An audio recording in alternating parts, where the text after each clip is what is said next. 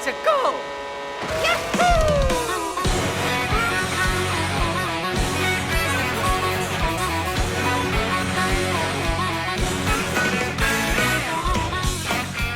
You know what's messed up? Mario's like one of my favorite game franchises ever, and I've only talked about the 2 times his brother vacuumed ghosts and barely jumped while doing so. Anyway, I paid $500 so I could play this game when it came out, so I want to talk about that now. I love Mario Kart, man. For as long as I've been alive, I've always hopped on whatever the newest Mario Kart game was. And I know this because I'm half sure that the first game I ever played was Mario Kart Wii. It was either that or Wii Sports, and the only reason I can't remember which it was is because I'm pretty sure I played both before I developed basic cognitive function. I'd love to go back through each Mario Kart game someday. God knows I've got a decent amount to say about Super and Wii, but right now this is about Mario Kart World. I was very excited for this game. Aside from the obvious new stuff it was adding, it was also because of the admittedly shallow point of finally having something new that isn't Mario Kart 8. Look man, I love this game and the DLC it got was genuinely great and breathed a lot of new life into it, but it just went on too long. Over a full decade of 8, no matter how much got added to it, a completely new game was exciting on principle. That being said, I was interested to see what the free roam stuff was about. Knockout Tour was probably the mode I was most looking forward to, and I was extremely excited for the new movement. I actually went to my first midnight release for this game, and the Switch 2, which made for a very fun occasion to get a rain notification on my phone, standing in a long line outside of Best Buy. Thank God that never came. Surprisingly, this game has been a bit more contentious than the usual Mario Kart release. General consensus is still that the game's good. It's Mario Kart, bit hard to ruin it. Don't look at that. But there's definitely been more debate than usual. Some people think it's the best one, others think it's a disappointment after 8. I think this game has nabbit, so it was destined for greatness. In fact, let's just get this out of the way. World was kind of doomed to be a bit divisive from the start, if you ask me. Not only is this basically the only game worth buying a Switch 2 for at launch, unless not being able to play doubles in Puyo Puyo Tetris 2 is really burning a hole in your brain, it also actually has less than the series' standard 32 tracks. World only has 30, which massively reels things back from what Mario Kart 8 had going.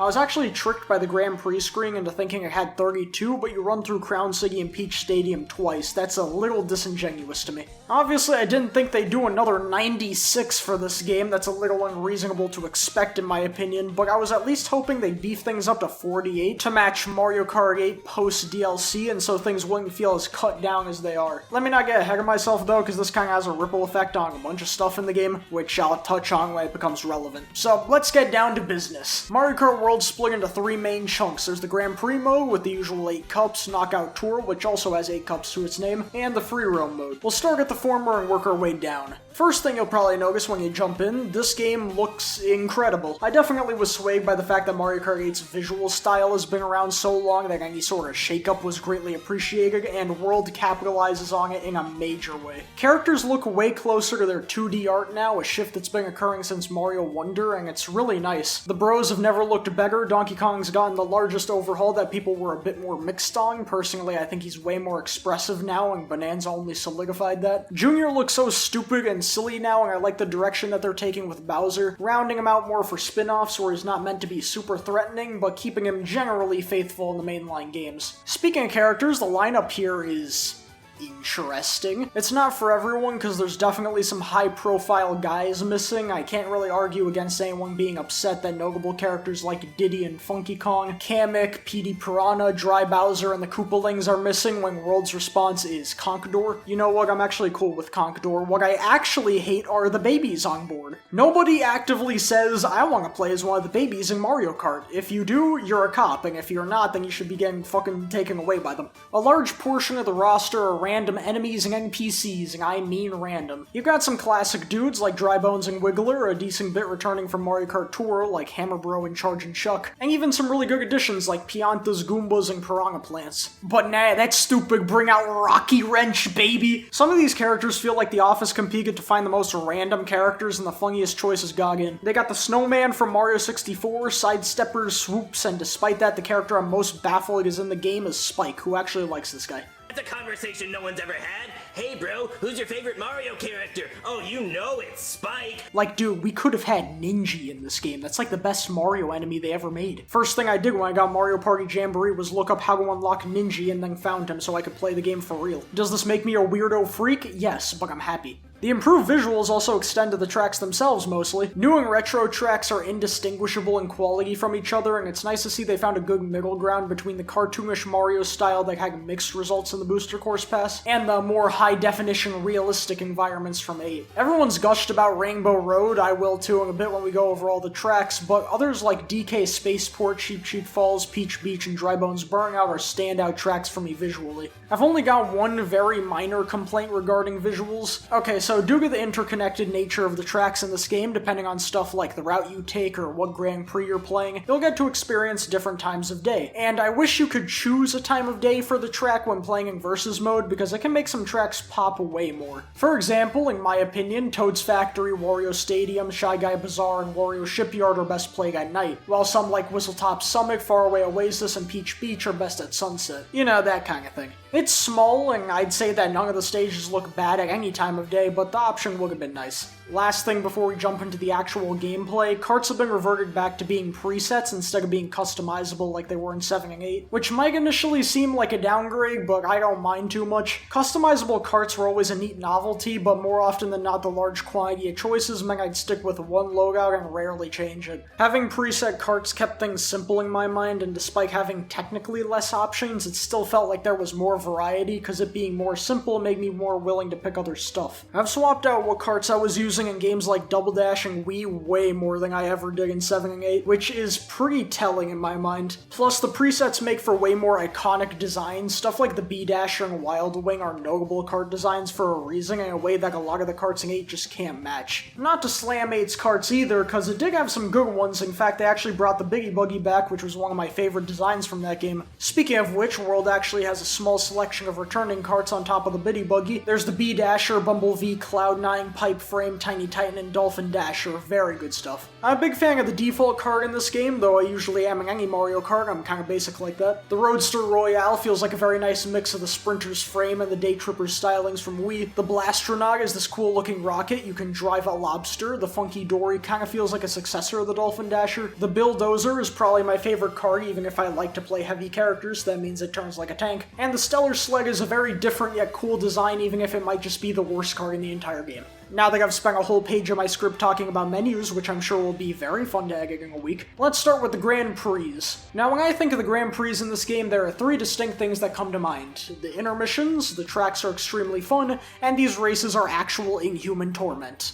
Let's start at the top. The way tracks are organized by cup is a bit interesting this time. It's not the rigid Nitro and Retro cups. Because every track exists next to each other in real space, the 4 races are dependent on how they connect to each other, which is both really cool and something I only think would work in this game because of how similar in quality both types of tracks are. Maybe it'd work in 8, honestly I think of all games, 7 probably could have pulled it off best, but I think of it being done in Wii and the potential contrast would have been really funny if you transitioned away from something like Daisy Circuit to unmitigated dogshit. In between the actual tracks, there are these intermissions that might be contender for the most polarizing thing in the entire game. It's simple in concept, you just drive from one track to the next, and these are the in-between areas. Crazy, right? The problem is that it's not always super interesting. Ones like the intermissions near Mario Bros. Circuit, Crown City, and Desert Hills can be these extremely lame and gigantic straightaways that are about as fun as driving on a real-life highway. That being said, I think the interesting intermissions are more frequent and outweigh the lamer ones while also adding to the tracks they're adjacent to, notably the ones near Bowser's Castle, Faraway Oasis, Boo Cinema, and Starview Peak. In fact, Boo Cinema's intermissions actually repurpose some layouts from the Ghost Valley tracks, which is a really cool way of incorporating them. Wish they did that for Koopa Beach. The main problem in my mind, aside from the fact that it's inconsistent whether the intermissions are actually fun to race on, is that when playing in the Grand Prix you only do one lap on the actual track. I feel like it wouldn't have been anything as big of a deal if you drove over there and then did the standard 3 laps on the track you arrived at. The tracks in this game are really fun, some of the best in the series, which only makes it sting more when 2 laps worth of track time are spent on loads of flat ground with nothing to do. Shy Guy Bazaar might be the biggest offender of this. You drive through this boring-ass desert area, and the worst part is the track is one of the most stimulating in the entire game, and has a bunch of cool shortcuts, and you only get 1 lap to experience it. For me personally, the Grand Prix are usually the mode I play first when I buy a new Mario Kart, so I use these to figure out the best way to play the track as well as what shortcuts are available and how to take them. In World System, though, I only get 1 lap to figure out how to best drive the track, which is basically impossible and really limits how much you can experiment outside of versus and time trials. Despite my ranting about the intermissions, I do generally enjoy them. I just think more could have been done to ensure they're all enjoyable. And I also don't like that they take time away from the core tracks. The worst part is that I imagine most of these opening flat intermissions were done in service of the free roam stuff, but at its core, Mario Kart is a racing game, so I think the racing experience should come first. It also doesn't help that the intermissions don't always have shortcuts, which means you rarely capitalize on the game's new mechanics during them, and makes it hard to mount comebacks that don't involve getting lucky with items. On top of that, in the case they do have shortcuts, some of them aren't even faster to drive on. This part of Crown City straight up pisses me off. When you get to this Golden Gate Bridge area, you can trick up the rails on the side and fly above pretty much this whole portion. But I guess since you take a lot of uphills, it's faster to just go the normal and lamer route? No! Come on, man. This is such a cooler way of getting around here, and you want to dissuade me from doing it? Let me do the Radical Highway thing. There was some pretty big discourse because the online was forcing people to play intermissions when most don't want to. It's pretty obvious when you're actually in it. If there's ever a track that doesn't have an intermission, a good 90% of the lobby chooses that. But I can't deny it has some value. Most of the intermissions I'm familiar with are the preset routes for Grand Prix, but since here it's more random what track you'll be starting and ending at, you end up playing through some different routes, and I can't lie, it's pretty refreshing. One of the online lobbies I was in went from Airship Fortress to Shy Guy Bazaar, and doing it that way makes you drive the final lap backwards through the track, which was pretty cool, and as you can see, completely threw me off when it happened. I think the stigma comes from the lack of option. If you could switch whether you want to play the intermissions or not, I feel like it'd be better received, instead of either gambling on the track you want appearing standalone or making the concession of playing the track you want for basically only 1 real lap. Onto the actual tracks themselves, because I've got a bit to say about all of them, so we're gonna run through them in no particular order. To begin my deeply critical and intelligent analysis, Koopa Beach is a circle. Yup, it sure is. At first I thought this was an original track, but as soon as I realized I wasn't having fun, I should have known it was from the Super Nintendo. It's a short circle, not many shortcuts, a few ramps, and the thing was so small they make it 5 laps instead of 3. I'm not opposed to the small circle courses, like Baby Park is iconic for a reason and Excite Bike Arena.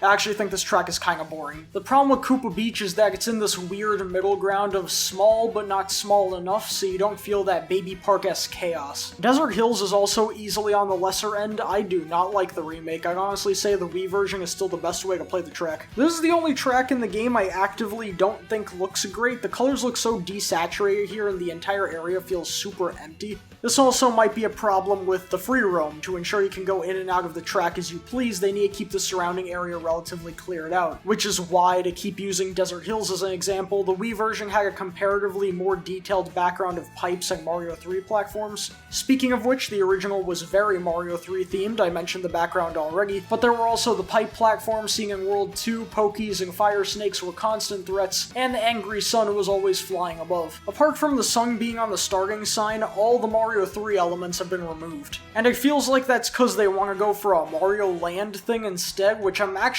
totally down for, seeing as the land games have been mostly forgotten nowadays. But aside from all the hazards being swapped out for these statue dudes, there's not much here. It also wasn't helped that the statues are way worse at being a problem than the original hazards were. Couple this with the widened out middle section that's way too big and the not as harsh turns at the end. Honestly, it's a tough call on if this is my actual least favorite in the game or not. Like, Koopa Beach is super uninteresting, but at least it was always like that. World's version of Desert Hills actively worsens a track I actually kinda liked originally. I guess on the bright side, those are the only 2 tracks I'm negative on. The rest of what's here is really solid, though I do slightly question the retro track selection here. I think that this iteration of Mario Circuit being a 3-section track that combines circuits 1, 2, and 3 is a super good idea, though it still leaves me questioning why they never bring back Circuit 4 for some reason. But even if it is the best remake of these tracks, I'm just tired of the Mario Circuit stuff, especially Mario Circuit 3. Like, God, we need to put this one aside for a bit. I'm not super big on any of the Super Nintendo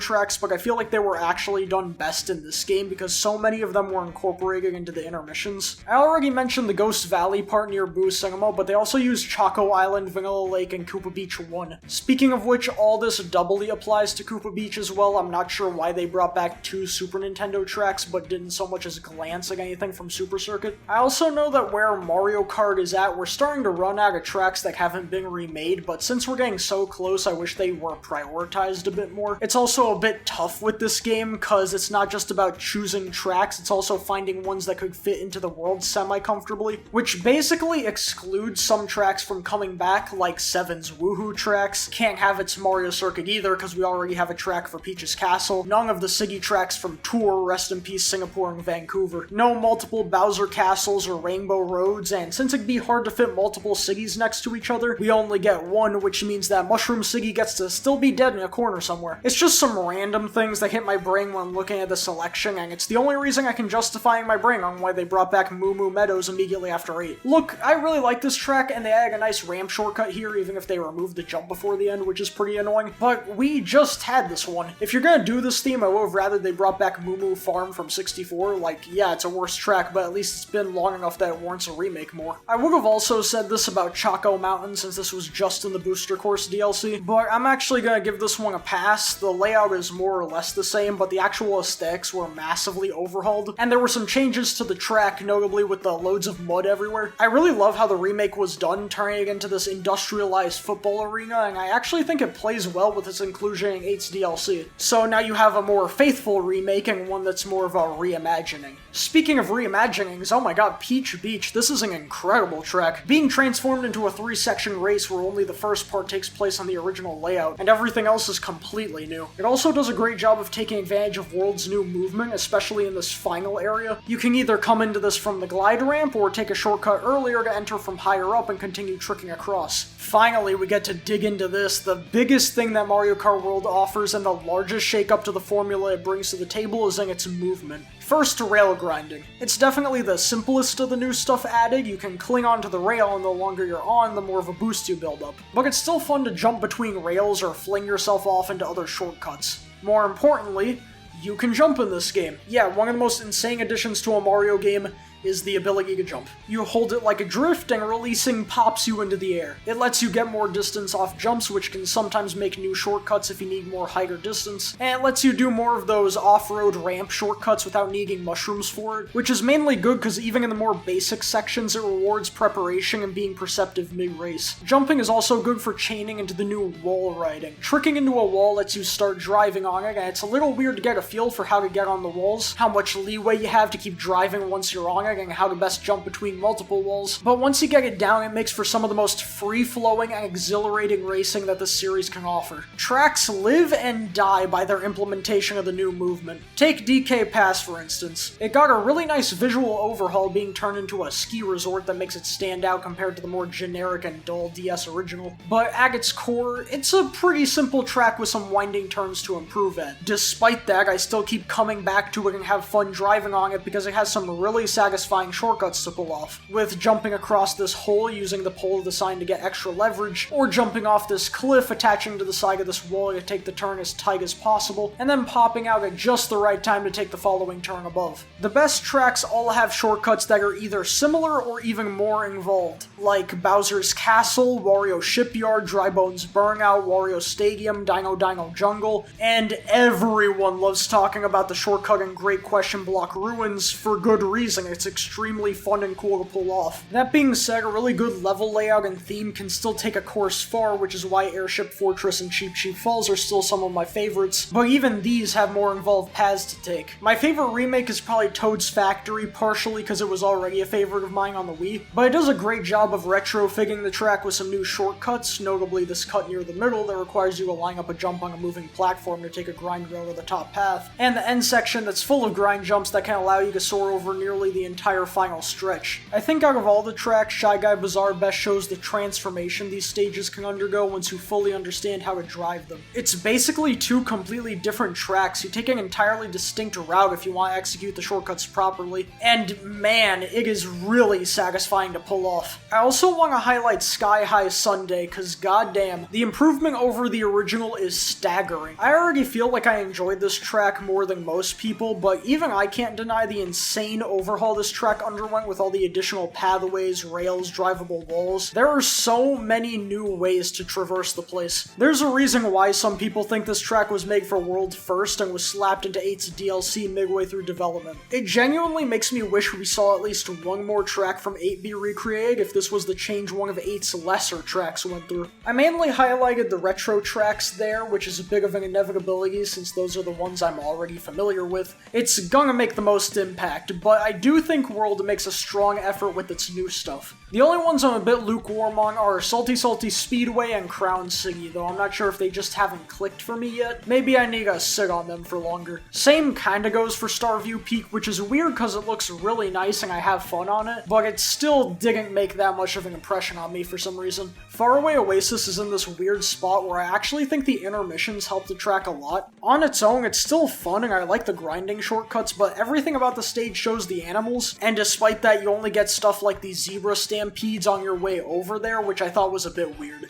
Boo Cinema is a track I like, but still wish I liked more. The theming of it is incredible, everything about it visually is A1, I just wanted it to have a more complex layout. It's a bit too simple for me and ends too quickly, which is sad because if not, it would have easily been among the best in the game. Out of the original offerings, the clear standouts for me are Cheep Cheep Falls, Drybones Burnout, and Bowser's Castle. Cheep Cheep Falls is the best of the water courses. Water got changed from the previous games, where instead of going underwater, you now drive on the surface of it, which is definitely better, but has its own little drawbacks. The new water sections are much faster than the old ones, so the pace overall is much more consistent, but turning still feels a bit odd, now being due to the unstable terrain messing with your drift arc, and you're able to trick off the waves in the water, which is fun, but sometimes it's a bit hard to tell if a wave is large enough that it'll initiate the trick, and I end up doing useless hops that slow me down. Falls is a really solid track though, it has some big mushroom shortcuts to take, and when you play it during the sunset, it's visually one of the best tracks in the game. Drybones Burnout is awesomely themed, and the whole track is composed almost the entire time of 3 routes that weave into each other, with the bottommost route having rails that bring you up to the top if you're fast enough to notice them. There's even a section towards the middle where, depending on how you enter this glide ramp, you'll be spat out onto either the top or bottom paths, with the top route letting you platform yourself from rail to rail to take this turn as tight as possible. The lower routes also let you mess around with the new lava mechanics. Instead of getting instantly deep fried as soon as you fall in, you pretty quickly sink, but this allows you to mushroom across large lava patches, which makes for some cool and pretty risky shortcuts when you're gambling falling off the track completely, especially in the next one. This is one of the best Bowser's Castles in recent memory. Also want to thank them for not reusing the Bowser statue for the 4th time. Like, it was getting better each time, but come on man, let's do something new. This level, as well as Rainbow Road, do this cool little thing where they give you a temporary speed boost for portions of the track, which really adds some energy and intensity for some of the standout sections. There are also a surprising amount of ways to get around in this one starting area here. You can use a mushroom to go around this lava wall, go a little further around to take this jump into a wall that leads you into a big ascension area, and even before that you can enter this section by taking the chains that lead to the top of the castle, with multiple grind rails that drop you off in different areas. There's also this shortcut when traveling through the castle that's pretty tricky to pull off, but it skips a giant turn and is extremely satisfying. Even beyond the intentional shortcuts, the boost you get around the halfway mark lets you fling yourself across this whole area. Definitely the most exhilarating Bowser's Castle in a while. The game, as usual, ends off with a new rendition of Rainbow Road, and yeah, it's cool. Might be a surprisingly subdued reaction because people have been singing the praises of this new one, and it very much is a spectacle. Some of the shots you can get in this version are insane, but what gives me a bit of pause is that it's kinda easy. For a game so technical with its movement, I was expecting one of the craziest rainbow roads yet. A true final test, risk-reward on shortcuts cranked up to the max, with dozens of routes to take, but no, it's actually one of the more straightforward tracks in the game. On top of that, it doesn't feel like it's asking that much out of you. A lot more parts than you expect have railings or even no pits at all, with only a couple tricky turns. Rainbow roads have always been notorious for being the hardest tracks in each Mario Kart game, so to see one that's relatively laid back, all things considered, it's definitely pretty different. That's not to say it can't work. One of the standout rainbow roads in recent memory is the remake of 64's Backing 8. That also wasn't that difficult and instead honed in more on the spectacle, which is what Worlds also does and I'd argue surpasses it on. World also gets a point in the variety of locales. You've got the expected, but also this water area and another space station, but it was done way better here than in 8. It's just for me personally, I've always been more grabbed by the difficult rainbow roads because of how fun they are to traverse, which is why Wheeze is still one of my favorites. I know I've been talking down on it a bit, but honestly, World's Rainbow Road is still among the best, maybe my third favorite, only being beaten by Wheeze and Sevens. Well, that's everything about the intermissions and tracks squared away. Things are looking really good so far. What was that I said about Inhuman Torment?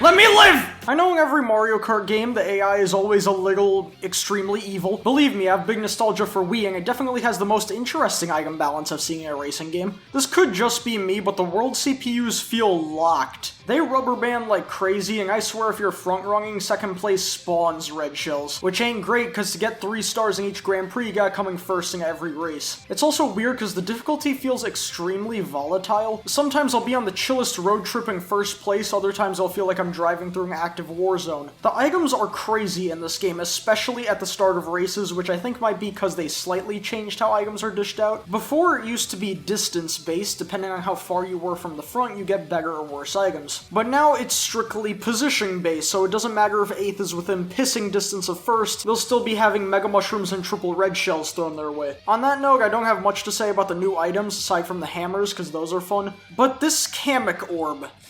Okay, so simple in concept, right? Kamek pops out and does a random magic spell and you turn into a different character and new hazards pop up centered around that character. It's probably the most interesting item we've seen so far, and I like how, with how different the patterns are, you have to adapt on the fly to what spawns in. The problem is that almost all the characters you can unlock in this game are gotten through hoping Kamek turns you into a character you don't have yet. And I mean you specifically. There's so much that goes into this because you have to hope somebody else rolls it in an item box, because if you use it, even if it would unlock a new character, it doesn't count. You need to be the one that gets transformed, and waiting for someone to get it to begin with is a crapshoot, because it's one of the rarer items for whatever reason. Then you gotta make sure it actually hits you, because yeah, Kamek flies in the middle of the track, and if you're too far to the side of him, you won't transform, which is very easy to have happen when most intermissions are wide enough for it. If that wasn't enough, the final cherry on top is that some of the transformations can only occur on specific maps. So if the only unlock you've got left is fan favorite character Fish Bones, you better hope Kamek drops when you're near Boo Cinema, because if not, you ain't seeing him. This is easily the worst part of the game for me. Unlocking characters in World is the least fun it's ever been in a Mario Kart game. Don't get me wrong, it's fun when I have to work for my characters and when there's borderline asinine ways of unlocking them. Like, have you tried to get Dry Bowser in Wii recently? It sucks, but I kinda like it. On the complete flip side, I think 8 handing off random characters to you after beating any Grand Prix is pretty lame, but World involves so much random chance, coupled with some annoying stipulations.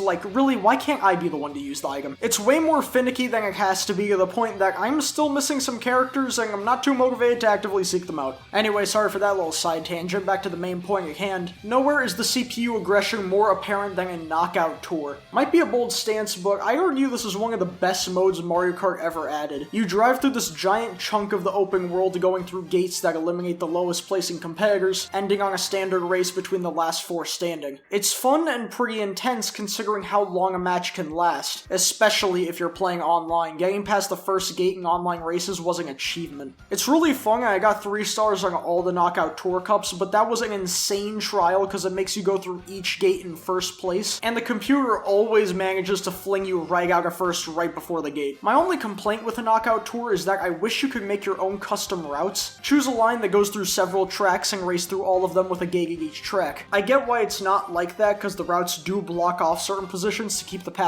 going, and procedurally generating that might get weird, but it would have added a lot to the mode. This then leads us into the game's biggest feature, the open world, which is something I'm very split on. As I've mentioned earlier, I don't really like the ripple effect this had on some parts of the track design and retro track selection, but in a vacuum, I think it's more good than bad. It's got this nice relaxing feel to it. I quite like the vibe of driving around and just seeing things. And since the focus is more on hanging out than intense racing, it's easier to look past the areas that are considered empty when playing as intermissions. This is also where you'll primarily be grabbing the new costumes this game added. You can find them in normal races sometimes too, but it's way easier to get them from here, and there's a lot of cool ones. I especially like what they did with Yoshi's, but it's really weird to me that DK and Pauline only got 1 each. What's up with that? Also on the character select screen, each costume has its own character slot for some reason, which makes this menu hell to navigate, and a lot of the enemies don't get costumes. I mean, makes sense for most of them, but come on, you really filtered Dry Bones to the random nobody category? He's a mainstay, that's one of the boys. Free roam is helped along by these P-switch challenges, peach medallions, and question panels. The question panels are found hidden in the major tracks, and some of these are placed pretty well and really make you scour around the area to find them. Peach medallions are in a similar boat, though I generally find them harder to grab. They're usually put in really out-of-the-way spots. The P-switch challenges are a bit more interesting, as they usually modify the area in some way or require you to make the most out of your moveset to navigate an obstacle course. There are a few of these that get surprisingly challenging, especially when they want you to get creative with using the wall ride. There are also a ton of them, almost 400, and they surprisingly don't tell you how many there are, and they only just recently patched the game to mark them on the map and show how many you've completed. At first this was a bit annoying for me. I got that completionist brain, so if Mr. Nintendo scatters a bunch of random junk around this map, I want to get all of it for the sake of doing it. But the more I messed around, the more I understand the point of it. Free roam isn't about combing through the world and grabbing all the things, it's about driving around and enjoying the experience with a few things scattered here and there to keep you invested, and provide a few fun challenges. The collectibles are the side dish, not the main course. Once I started thinking about it that way, I actually came to enjoy the free roam a lot more, and it highlighted some of the really nice views you can get in this game. A lot of the lead-ups to the main tracks are really striking, particularly for Bowser's Castle, which is one you get to see when playing the track normally, but this look at Sky High Sundae way in the distance also really stuck with me. The feeling of going through the Mario Kart open world kinda reminded me of like playing games as a kid and how you'd be so pleased and invested in the simplest shit. I remember I'd do stuff like mess around in Peach's Castle in 64DS, run in the Gaia Gates in Sonic Unleashed, or explore the entirety of every resort in Go Vacation. It's that type of childlike wonder where actually accomplishing something didn't really matter, it was just fun to run around in a 3D space. And when you're that young, these places feel huge. The Gaia Gates were legit at most like 6 small rooms, and I was putting time into this. Imagine how something like Snow Resort made me feel. As you get older, you grow out of that kind of thing, and now you gotta be playing with some sort of purpose in mind, so I guess it was nice to kick back and enjoy going on my little road trips to nowhere specific. This is further helped by the music. Free roam is host to a bunch of new arrangements of a ton of Mario classics. Of course, there's songs from previous Mario Kart games, but the remixes span the entire series. Tracks from 64, Odyssey, Mario World and Land, both Galaxy games, Sunshine, New Super Mario Bros., 3D Land, 3D World, the original trilogy, and even stuff from Mario Paint, Wario Land, and Yoshi's Island. The soundtrack is a celebration of not just Mario Kart, but the entire Mario series up to this point. And, of course, in a stroke of genius, this game for some reason doesn't let you choose what song you want to play. You were so close. We did this in Odyssey already in 2017, and this game has a literal hundreds of songs, and I just gotta sit there and hope a track I like comes up randomly, while knowing that if I get too close to a main track, it's gonna be forcefully ripped away from me. Alright. Now, while I'd love to end things there are two big sour spots with this game that need to be tackled before we close out. First and foremost,